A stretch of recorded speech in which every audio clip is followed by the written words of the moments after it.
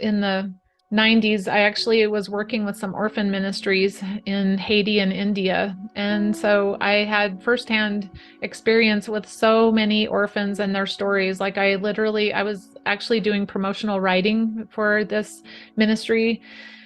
And I would take down story after story of how these orphans became orphaned. And the stories were just heartbreaking. I mean, it was everything from their parents loved them so much that they gave them up to an orphanage so their basic needs could be met, to the neighbors poisoned their parents and killed them out of jealousy. And so they ended up in an orphanage, or just, blatant all kinds of abuse stories and neglect. And it was just heartbreaking. And it got me thinking about how, what is God's heart toward orphans if God is supposedly the loving heavenly father of the orphans? And then, you look through scriptures and it's almost silent on orphans except to feed them and defend their rights, widows and orphans. And I was like, well, if they're going to go to hell, why would God just care if I fed them for a few years and then, just gave them a pat on the back before sending them off into doom? Just, with my universalist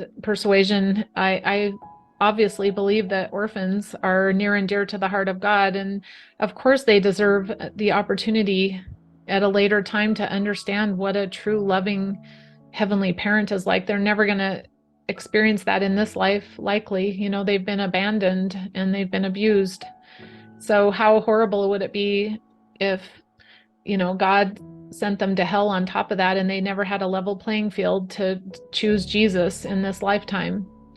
So, if you just think about the injustice of that God could ever turn his back on orphans because they didn't pray the sinner's prayer, and that was like the least of their, even if they did get a chance to hear about Jesus, which would be almost slim to none, that would be way down the priority list for them when they just need a safe place to sleep and some water and something to eat. So, it's just another one of those philosophical realizations that, if God truly is the loving father of the orphans and the widows, that he isn't just patting them on the back before sending them off into hell. He wants us to bring them comfort now so that they can hopefully find their identity in God, just like we have, where they feel like the love that they are shown could, draw them back to a loving heavenly father who's providing for their needs through the love of people on this earth, because we are here to be the love of God on the earth.